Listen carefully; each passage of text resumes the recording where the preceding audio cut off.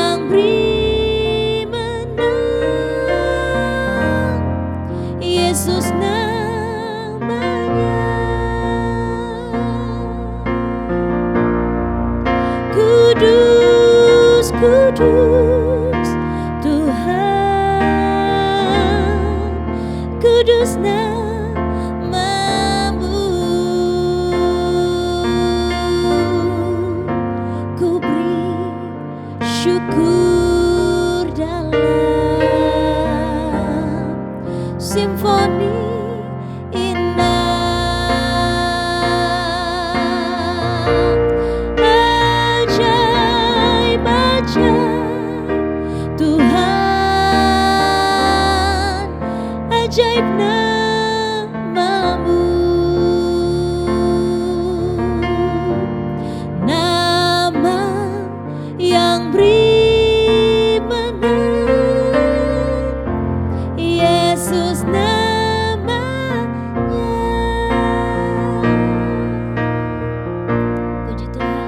puji Tuhan, mari kita buka Alkitab kita dan kita akan bacakan pembacaan firman Tuhan yang pertama dalam Yohanes 14 ayat yang ke-26. Mari sama-sama kita akan memperkatakan firman Tuhan. Yohanes 14 ayat yang ke-26. Saya akan bacakan dalam nama Tuhan Yesus Kristus. Tetapi penghibur, yaitu Roh Kudus, yang akan diutus oleh Bapa dalam namaku, Dialah yang akan mengajarkan segala sesuatu kepadamu dan akan mengingatkan kamu akan semua yang telah kukatakan kepadamu. Saya ulangi sekali lagi, tetapi penghibur, yaitu Roh Kudus yang akan diutus oleh Bapa dalam namaku, Dialah yang akan mengajarkan segala sesuatu kepadamu dan akan mengingatkan kamu akan semua yang telah kukatakan kepadamu. Amin, haleluya, puji Tuhan. Bapak Ibu Saudara, mungkin sepanjang minggu ini kita sudah mendengarkan renungan pagi tentang Roh Kudus, bagaimana bekerja. Roh Kudus berperan di dalam kehidupan kita, gereja Tuhan. Dan tema pada saat pagi hari ini saya memberikan tema sesuai dengan apa yang sudah diberikan kepada saya, yaitu Roh Kudus membuat kita hidup dan bersemangat. Sekali lagi, Roh Kudus membuat kita hidup dan bersemangat. Saudara yang terkasih dalam Tuhan Yesus Kristus, saat ini bagaimana keadaan Bapak Ibu Saudara? Saya mendengar beberapa jemaat Tuhan, ada yang sedang alami berbagai persoalan dan khususnya salah satunya sedang menghadapi sakit Omikron ya. Dan saya juga mendengar kabar bukan saja ada yang mengalami sakit, ada juga yang saat ini keadaan saudara sedang berbahagia, sedang mengalami pertolongan Tuhan yang luar biasa. Kami pun bersyukur kepada Tuhan. Dan bagi Bapak Ibu Saudara yang sedang mengalami mungkin keadaan saudara sedang di lembah air mata, atau saudara sedang mengalami kegagalan yang membuat sukacita hilang dalam kehidupan Bapak Ibu Saudara, sehingga saat kita mungkin kehilangan sukacita membuat tubuh kita lemah dan membuat sakit jasmani kita. Bahkan saat kita kehilangan pengharapan di dalam kehidupan kita membuat kerohanian kita sakit di dalam Tuhan. Dan kita kehilangan semangat di dalam Tuhan. Ada satu ilustrasi ketika suatu hari sejenis hama menyerang semua tanaman jagung di salah satu daerah. Akibatnya para petani mengalami kegagalan dan kerugian yang sangat besar. Lalu apa yang mereka lakukan untuk mencukupi kebutuhan mereka sehari-hari? Akhirnya mereka mengganti tanaman jagung dengan tanaman kentang. Awalnya memang sangat sulit, tetapi kemudian mereka berhasil menjualnya dan mendapatkan banyak keuntungan. Dan tidak lama kemudian, kentang itu berhasil menjadi barang dagangan yang memiliki nilai jual yang sangat tinggi. Nah, kalau kita belajar di sini, serangan hama yang merugikan telah berubah menjadi berkat bagi para petani. Karena mereka tidak berputus asa ketika kegagalan terjadi. Dan mereka tidak berputus asa dan tetap berusaha memohon akan pertolongan Tuhan. Pasti ada semangat di dalamnya. Nah, kita tahu bahwa Tuhan sudah merancangkan pelangi sebagai akhir dari sebuah badai.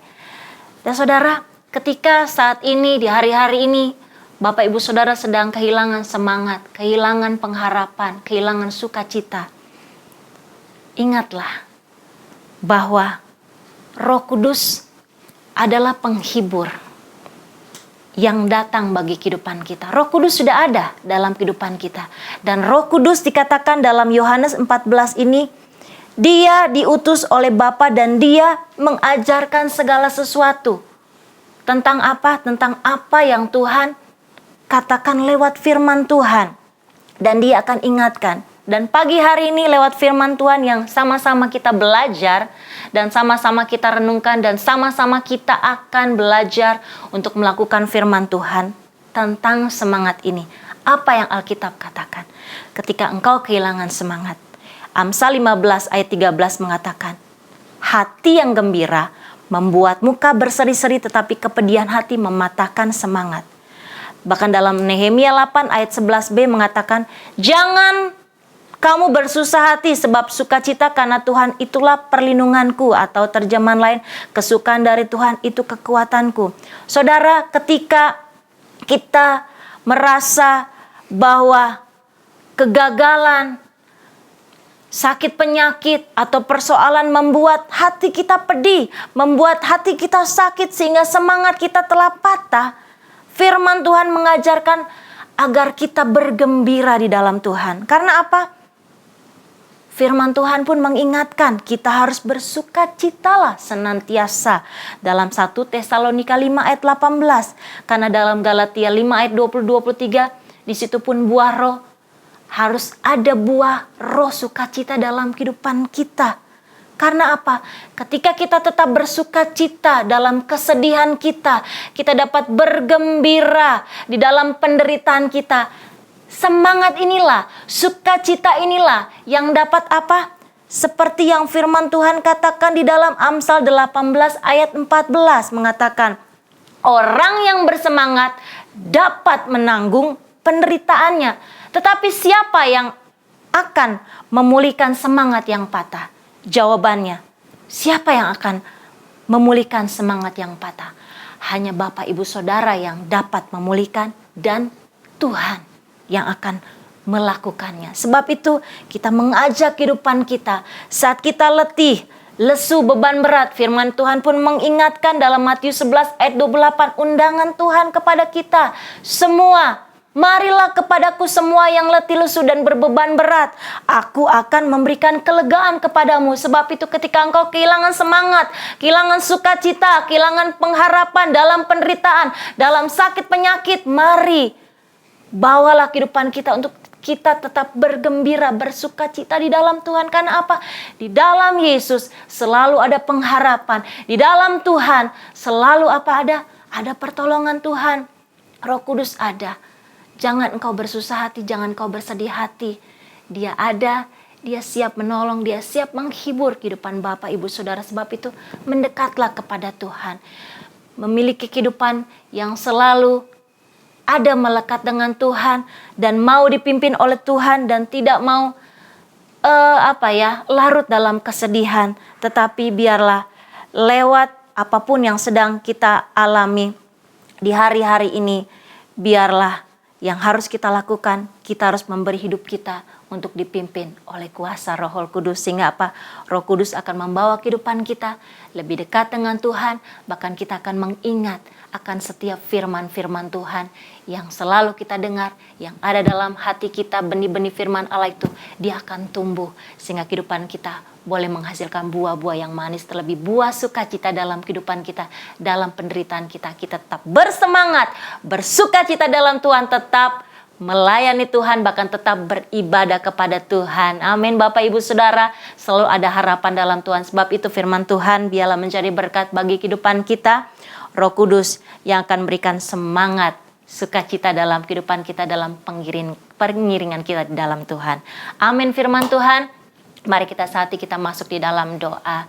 Bapa di dalam sorga, kami mengucap syukur buat kebenaran firman-Mu.